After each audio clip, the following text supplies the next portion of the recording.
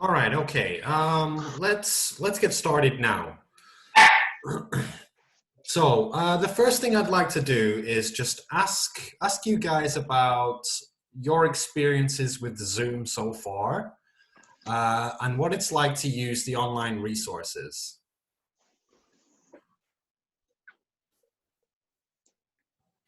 So what can you tell me about your Zoom experience? So I can probably start if you want. Sure. Um, I've been using this thing called I think it's WordWall, Mm-hmm. and with that, it's pretty cool. You can make some activities in the form of a game, kind of. Mm-hmm. Very easy to use. Mm-hmm. I mean, if you don't sign up, you can use up to 5 activities. But to sign up, I think it costs like not even 200 rubles. 200 rubles. It's pretty cheap, yeah. Yeah, and then you can use like unlimited activities and all that, and it's very useful if you want to get your students to match. Like we do with just little pieces of paper. Mm-hmm. You can use that. You got quizzes. You can make quizzes. Uh, well, there's a few things you can do with that. So I thought that was really useful. Mm-hmm. Okay. What about everyone else? What are your experiences with Zoom so far?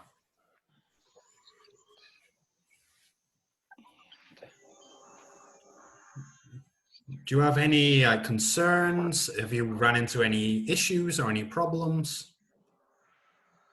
Yeah, the only thing I was kind of surprised by was when I put students into breakout rooms, then the screen sharing stopped. And I don't know if there's one way to maintain the screen sharing for all people in breakout rooms. Mm-hmm. Mm-hmm. All right. Okay. So we'll discuss those things right at the end of the session. I just want to get like a few concerns to begin with. Right. Okay. Yeah, I got So, one. Sorry. sure. Um, I don't know if you're going to talk about this later, but it's happened to me when I finish a breakout room when I want to get everyone back. This Mm-hmm. happens when I had two groups of two, and once I think I clicked a red button or something, and I got two of my students to get back to the original, basically the main room. Mm-hmm. The other two like disappeared, and they were able to come back both at the same time after like 10 minutes. Hmm. Really, Okay. yeah. I don't know if I pressed something wrong. Mm-hmm. All right. Okay. Yeah, that's something we can talk about. Um, so let me note that down.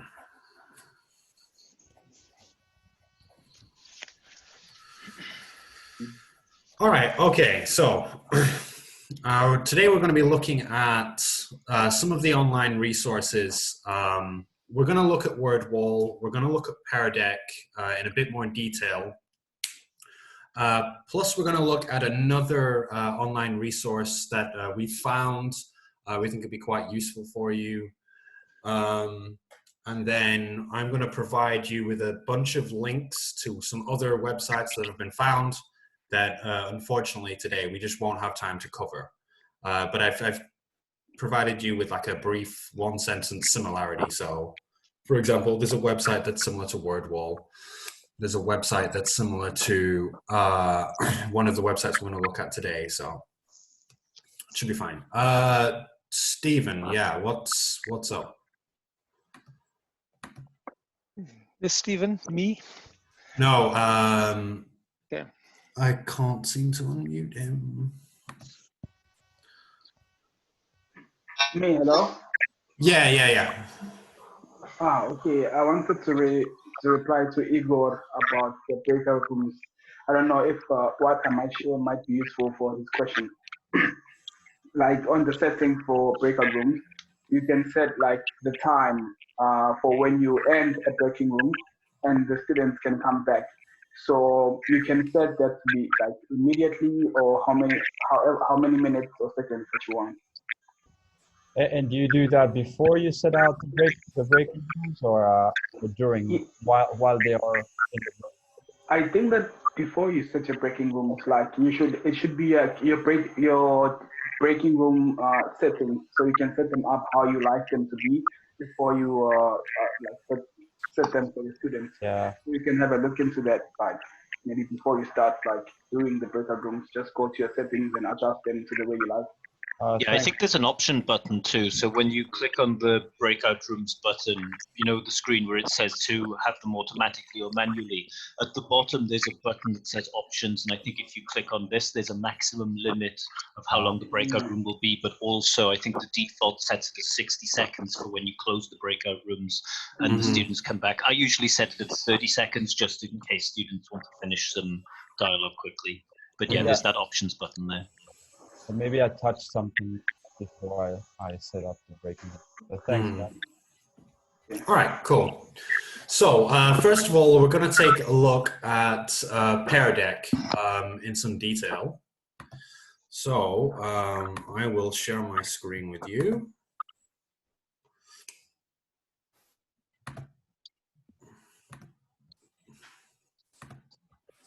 Okay.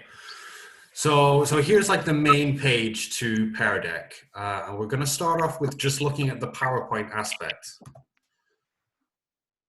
to Pear Deck. If anyone's ever used Microsoft PowerPoint in the past, it's really similar. It's really quick and easy to throw something together here. So let me just remove this.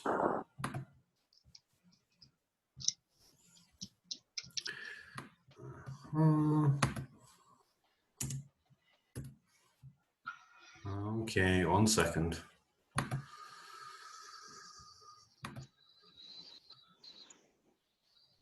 Yeah, of course. I'll copy all of the links at the end for everyone. All right, okay. So we'll open up a new presentation.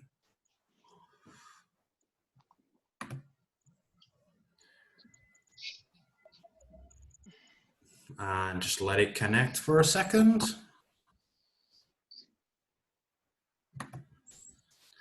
So let's say, for example,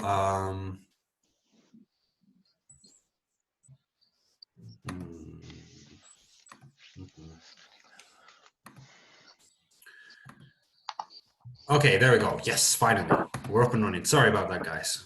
All right, so let's say we're going to do a vocab presentation on classroom language.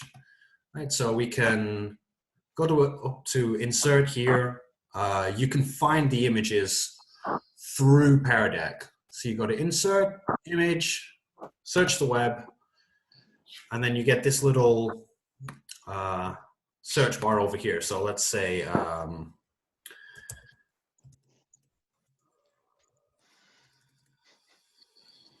classroom vocabulary. So here we've got a bunch of images that we can look for. So like, here's one we can use. You hit insert. And hey presto. And we can just kind of like shorten that down, move it around wherever we want. Add in a text box like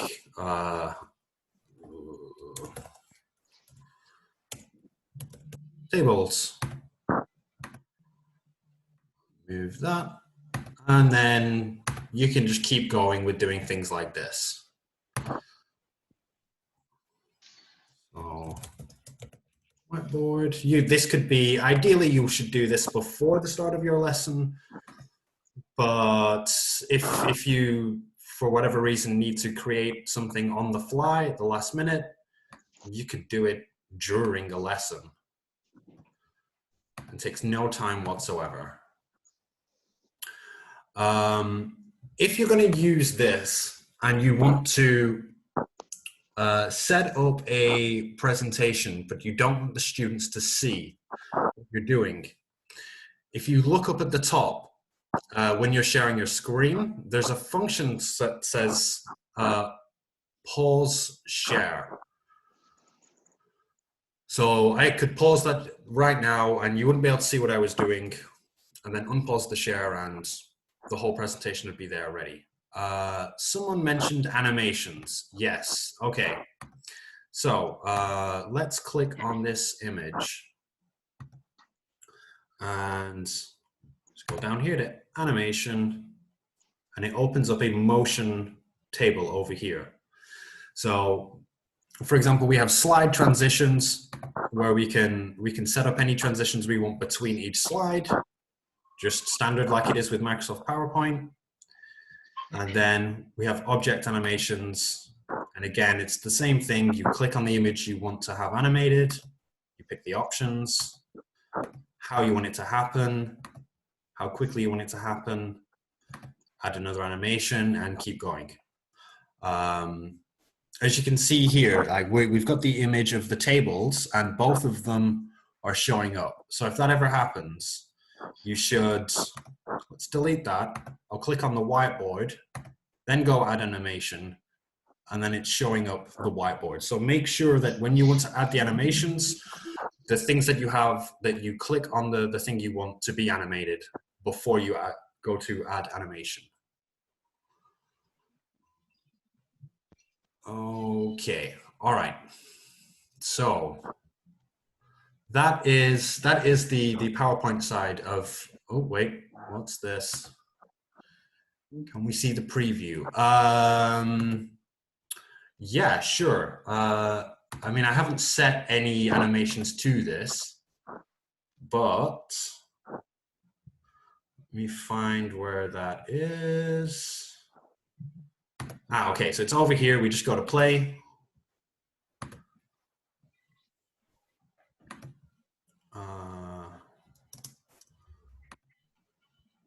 And then just click, click, and then hey presto.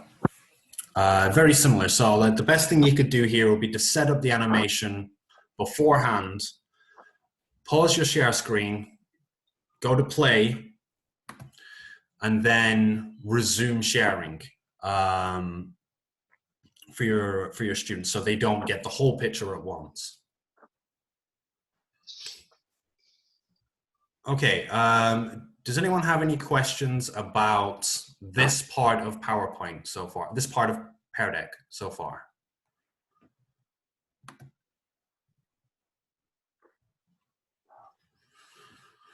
All right, okay. So now, let me just close that and we'll go over here. And we're gonna look at prompting. So,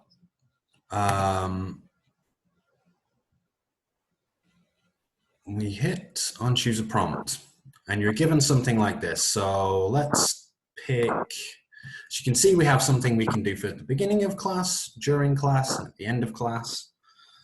And we could say, let's pick this.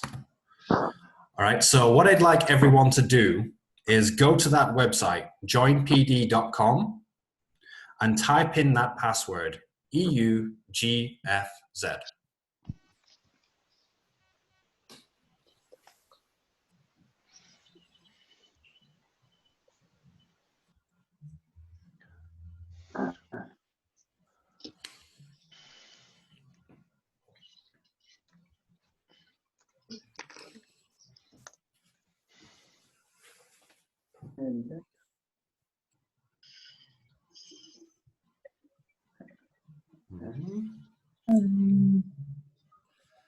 Okay, we're starting to get people connected. That's cool.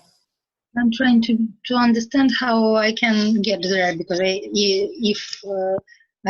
can imagine only one option how I can do it to close this very presentation.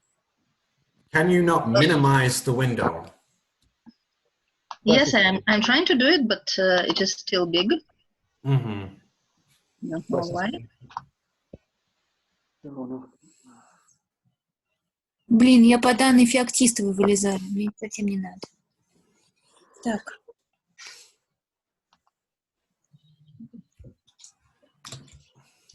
No, I haven't got it at all.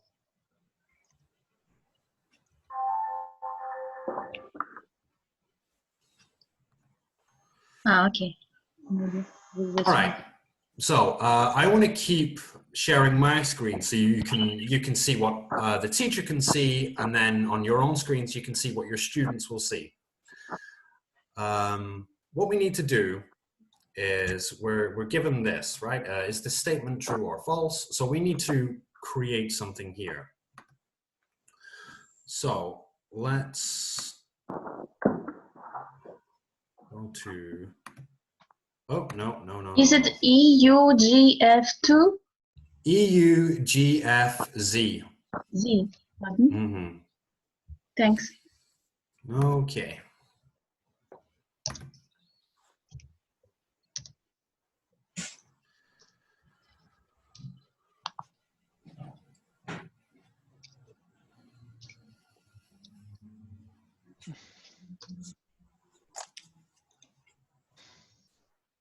Mm-hmm. All right.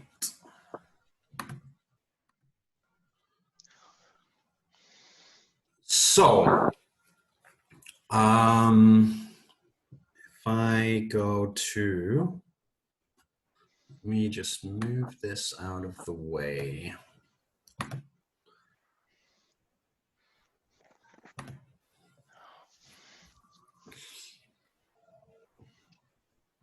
All right, okay.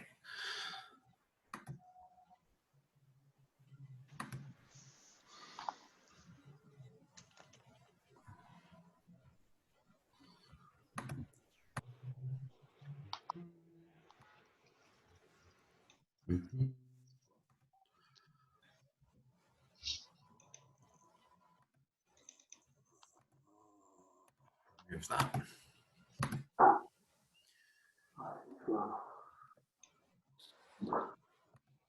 It's here. All right, okay. So we have how many people? All right, okay. So we'll have an option. I do apologize about this. I'm trying to look for the function. I've only ever used this once before myself. But there will be an option where you can ask a true or false question to your students, and they will be able to click, from what you can see, on either true or false.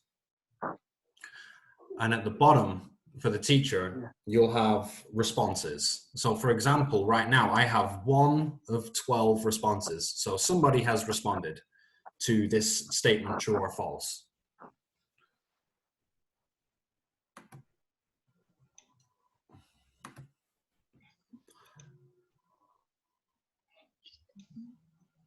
And what I can do, okay, so we're getting some more responses coming through. What I can do eventually is, let's say I want to put this on a strict time limit, so I can lock the screens so no one is no longer able to add a statement, and then we can do show responses. So we can see a list there of what people have said. So it could be just something like, I don't know,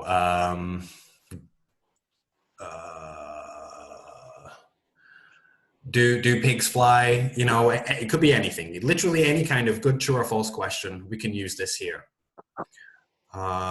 If you ever want to go to something else, you don't close the program. If you want to try another function, you go to new prompt, and then let's say, I don't know, draw a picture. So now you should have a new screen up.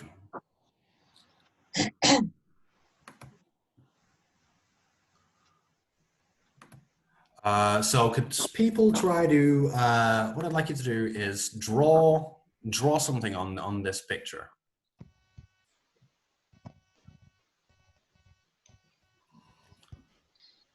Okay.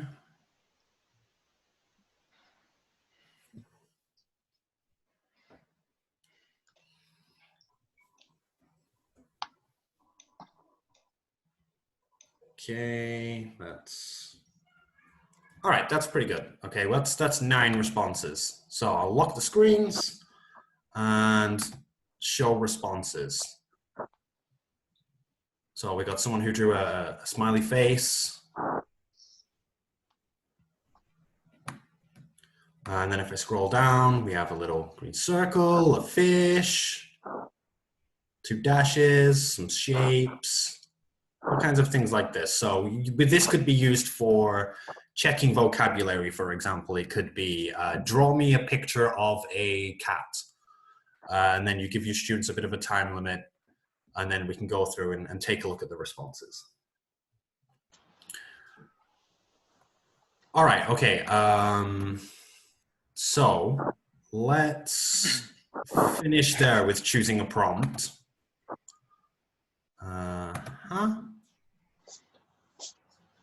Now let's take a look at the flashcard factory. Okay, so if you're taking a look at my screen, this is how it started out, right? So we could say, I don't know, car, mode of transport, I don't know the term.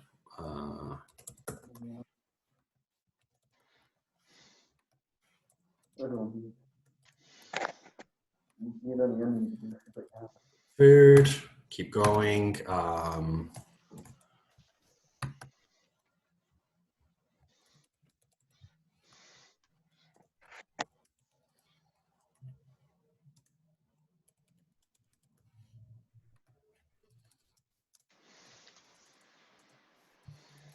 All right, so just as a quick example, just quickly put 3 of those together.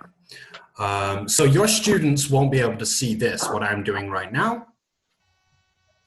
But you would, once you have some vocabulary and some definitions of that, you go up to Play Flashcard Factory.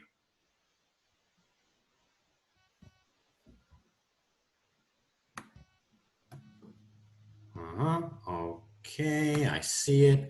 And again, you go to joinpd.com and put in that password, HJFEV. This is what our students will have to do.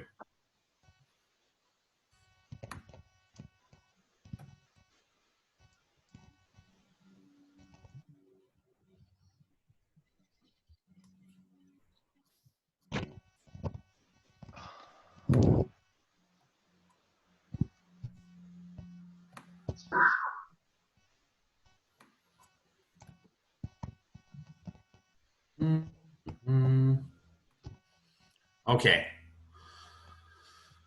All right, so now over here we can see that people are being automatically assigned into groups. If I want to, I can shuffle the teams, I can change the people around if needed, but for just trying the argument's sake of saving time, let's go straight into play. I'll hit this.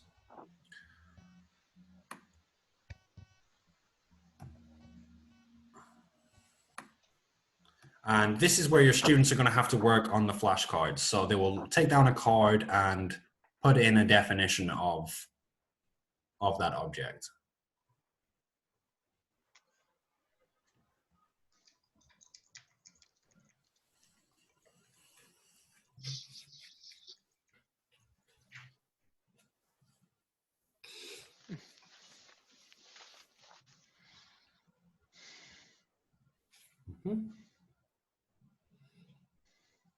Somehow for me, it's telling me, oh no, there you go. Never mind. Yeah, so now we can see like some things dropping down on the little conveyor belt. Go over to quality control. So here we have the term, we have a definition and a quick drawing of something. Does everyone think this is good or bad? If it's good, go for the tick. If it's bad, go for the X. If it's correct, if it's incorrect.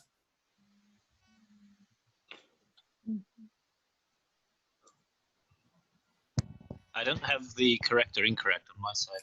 Right. Okay. This is for the teacher. This is for the teacher. If you're looking at my screen, so I can say like, okay, yeah, that's good. That's good. Yeah, sure. That's bad. That's bad. Just for argument's sake, whoever made it. And then that's it. That's Flashcard Factory. Quick way to use like flashcards to test vocab for the students. It's quite good. All right. So next, we're going to take a look at WordWall. Okay, so as Igor was mentioning earlier, you can sign up to the website for free, and you're able to make a few activities for free. I wouldn't worry too much about paying for it because there are a lot of activities on here. You just go up to community, and then whatever you want to look for, you can do. So verb, noun, collocations. And there we go. I'm still seeing the Pear Deck. You're still seeing Pear Deck on my screen, yeah. Mm-hmm. Are you looking back on Zoom again? Yes. Yeah. It can. Well, I mean, I'm clicking on the Zoom icon, and it still shows the Pear Deck. Mm-hmm. I fear if I click the X, it's going to shut Zoom too. It will do. Yeah, it will. Can anyone else see WordWall right now? Okay, yeah, I see WordWall. Yes, we see WordWall. All right, Steve, for you, I'm sure it'll just it'll catch up in time.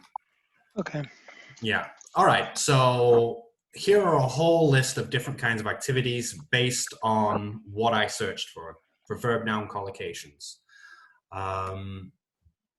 Let's say that I can't find what exactly I'm looking for. You can go to create activity. So let's do that. And let's say I want to make a discussion activity based on this random wheel. So I can just say discussion, and then what do you do when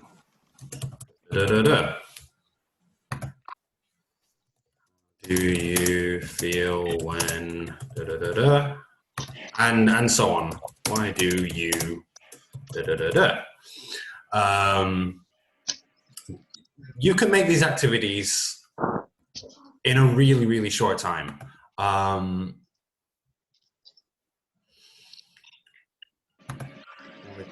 Admittedly, I put very little detail and effort into this, but it took me like 2 minutes. To show you an activity I did make, which is a little more detailed, is this one. And this took me 5 minutes to make.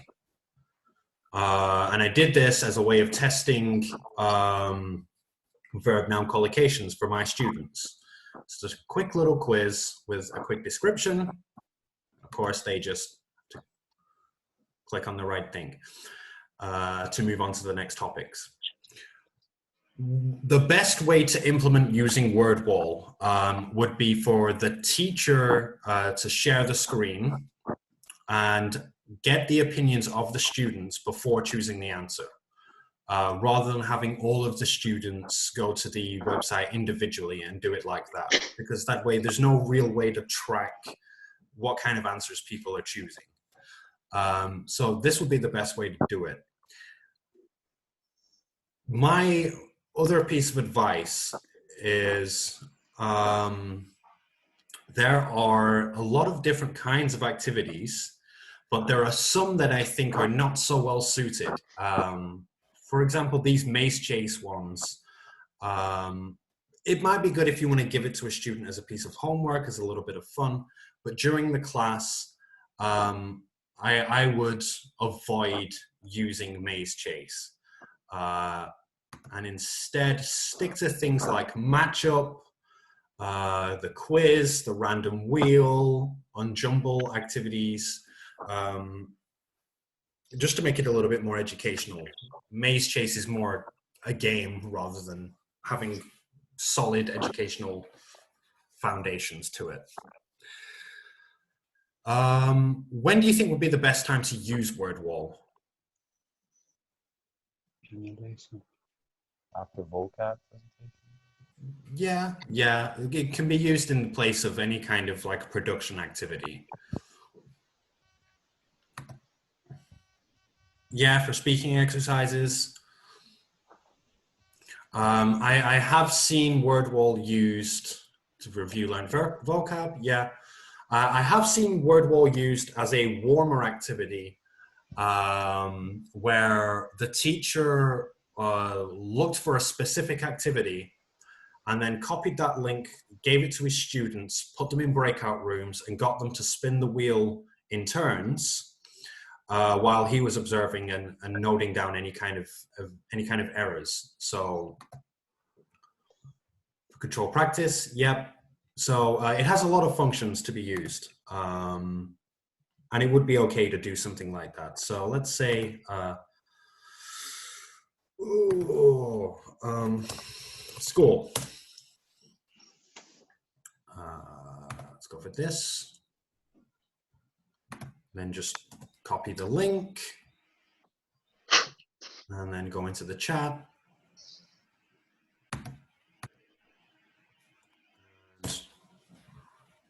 Direct from there, all of the students could access this activity themselves and do it if you wanted to have a WordWall activity while using a breakout room. So in a way, that's trying to avoiding the sharing your screen and doing breakout rooms at the same time. I don't think that is a function to Zoom. I've never tried to use it personally, but I don't believe it's something that can be done. Right, okay. The next online resource to take a look at is BrainPop. So this is going to be useful for people that not only does it cover English, but if you scroll down to the bottom here, it also covers like Spanish and French. So for any teachers that are teaching other languages, this can be used as a resource for those languages as well. But if we focus, so let's just say, let's go to English. We click on this. And let's say we want to talk about present perfect.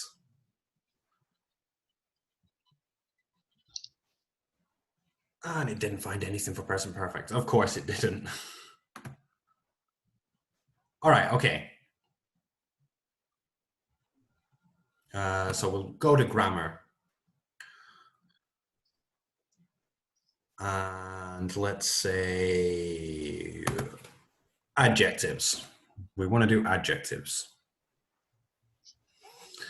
It has, as you can see from this screen here, we have movies, we have quizzes, we have worksheets, vocabulary, games.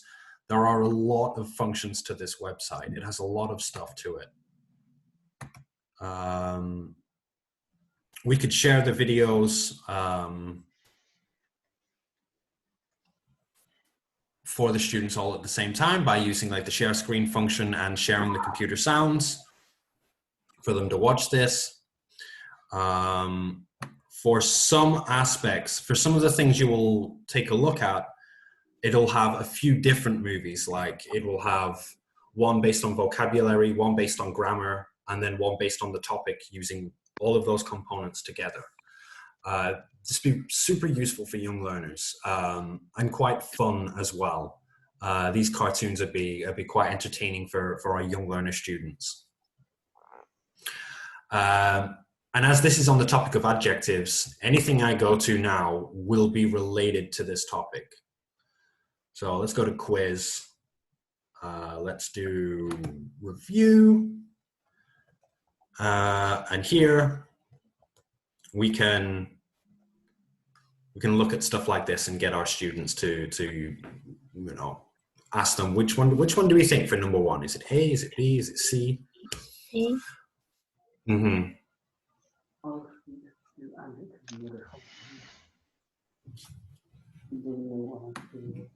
We have,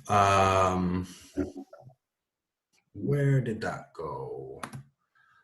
There are also games for it, like WordWall as well. I've made, here it is, games. I've made an account for everyone to use. So I will post the username and the password in the chat for everyone. I believe, I need to double check the email, but I think it's going to be free for the next 90 days. And it's basically full access.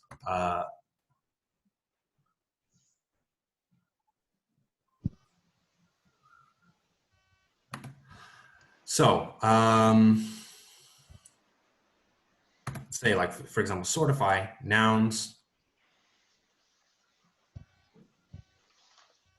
Let's play the game just to show as an example how this works.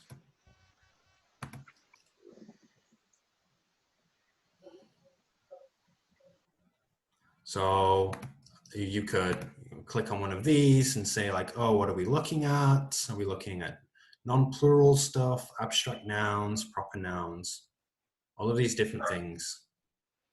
So let's say like that's allowed. You drag it down onto the box and then you get your students to take a look and which noun do we put into this box for that's allowed? I see. You know, like that's allowed person, that's allowed child, things like that. And then eventually, once your students are done, you can, where is that function? We keep going until I mouse. Click to open the bucket, you submit the bucket, and then points are given based on their answers. If there are incorrect answers, then points are removed. And then you can just keep going until everything's done. A lot of the games are very similar to this one on BrainPop. So does anyone have any questions about BrainPop so far? In terms of the account, Mm-hmm. we can all use the same account, but does it work the same as WordWall? Like we store our games or on the same account, or? No.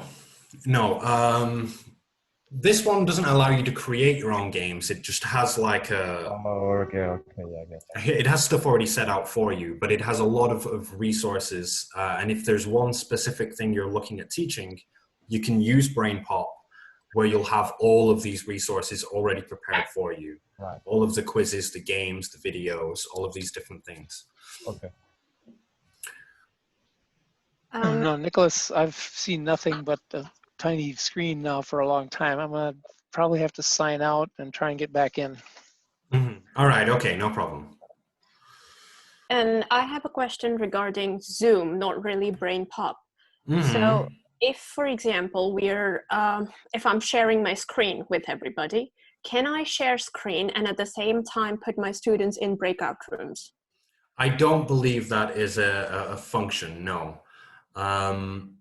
The best thing to do there would be to send the students like files through the chat, or if you want to use something like WordWall, copy the link to a specific game and then send the links to them through the chat.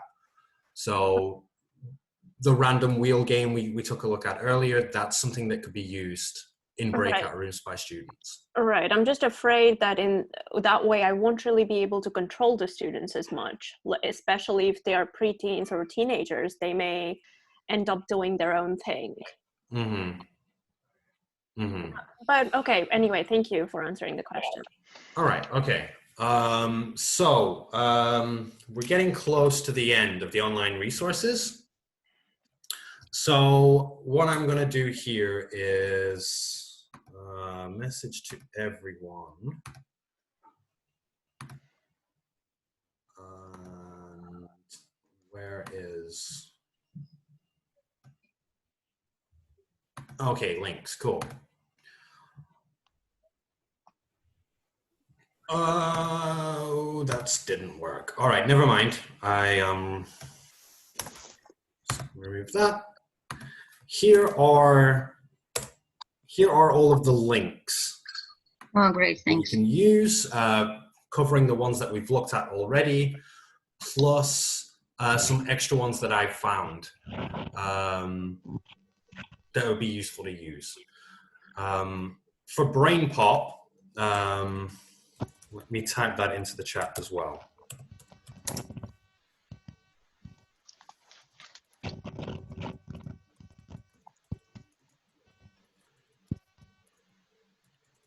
And password.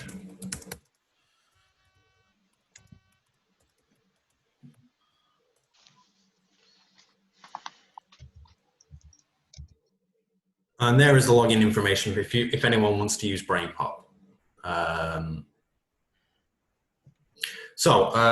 Does anyone have any other questions they want to ask?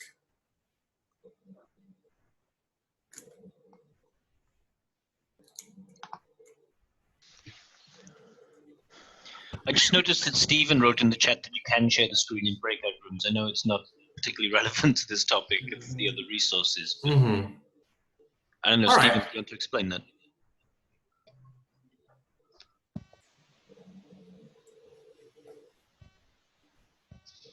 Sorry, like you wanted, the question was about sharing the screen sharing on breakout rooms. Like, okay, it was screen sharing, then going to breakout rooms, right? But once you add the breakout room, you can still screen share in a breakout room. Can you screen share amongst all rooms at the same time, or only the individual rooms? Simultaneously. Okay, I'm not really sure about that, but I know that we can like broadcast some text to Yeah, all. but as I understand, when you go into the breakout room, you can screen share again, but it's only applicable to those students who you're watching, not for all of the breakout rooms. Okay. Okay. I'm not really sure about that one. Okay. So. There is a join all button. Maybe you just do join all and then do it. While using online resources is super useful, it's not a huge necessity. Like the most important thing to do is to just continue teaching like we would do in the classroom, and maybe using online resources here and there if it works. But if you have something that's way too complicated, don't bother with it, and just do something else. I've been using online resources minimally, and for the most part, I've been taking supplements from things like the teacher's books in English file, and then just snipping out a picture of them and then sending them into the chat and having the students discuss that way. My classes on Zoom are just like they are in face-to-face, and only using the resources slightly. So it's not like a requirement. You don't have to do this, but it is useful.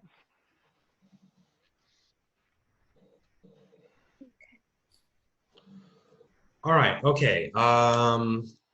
Does anyone have any other questions?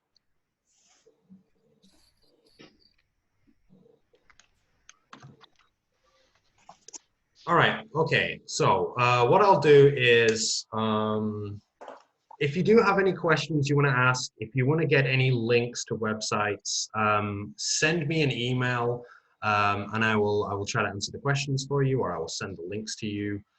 For anyone that doesn't know what my email address is, I'll just type it here in the chat. There, that's my email address. Thank you.